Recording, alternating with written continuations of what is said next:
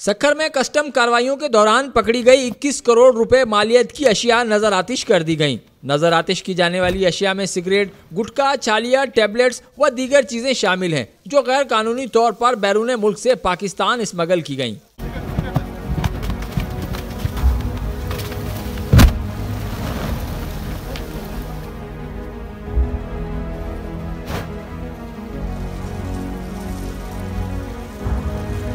محکمہ custom intelligence and investigation Sukkur کی جانب سے گزشتہ سال کے دوران کی جانے والی کارروائیوں کے دوران پکڑی گئی 21 کروڑ روپے مالیت کی ممنوعہ و مضر صحت اشیاء، جن میں غیر ملکی سگریٹ، چھالیاں، گٹکا، ٹیبلٹس، خشخاش، تمباکو، ڈوڈی و دیگر اشیاء شامل ہیں، جن کو deputy director custom intelligence Hyderabad رضا نقوی کی نگرانی میں نظر آتش کر دیا گیا۔ ممنوعہ اشیاء کو نظر آتش کرنے کی تقریب سکھر کسٹم آفس میں منعقد ہوئی، جس میں تاجروں، سیاسی سماجی کارکنان اور مختلف محکموں کے افسران نے شرکت کی۔ اس موقع پر تقریب سے خطاب اور میڈیا سے گفتگو کرتے ہوئے ڈپٹی ڈائریکٹر کسٹم حیدرآباد رضا نقوی نے بتایا کہ جلائی گئی اشیاء گزشتہ سال میں سکھر، خیرپور، کشمور، جیکم آباد، کندکوٹ، گوٹکی اور اندرون سندھ کے دیگر اضلاع سے پکڑی گئی تھی، اور یہ اشیاء عدالتی احکامات کی روشنی میں تمام متعلقہ اداروں کی افسران کی موجودگی میں تلف کی جا رہی ہیں۔ 21 کروڑ 213 ملین مالیت، اس کی مارکیٹ ویلیو جو ہے وہ تقریباً 21 کروڑ کے قریب ہے، جس میں میں نے بتایا کہ 84,000 سے زیادہ کلو چھالیاں ہے، اور اس میں 28,000 پیکٹ انڈین گٹکے کے ہیں، 33,000 سے زیادہ ڈنڈے جو ہیں وہ سگریٹ کے ہیں،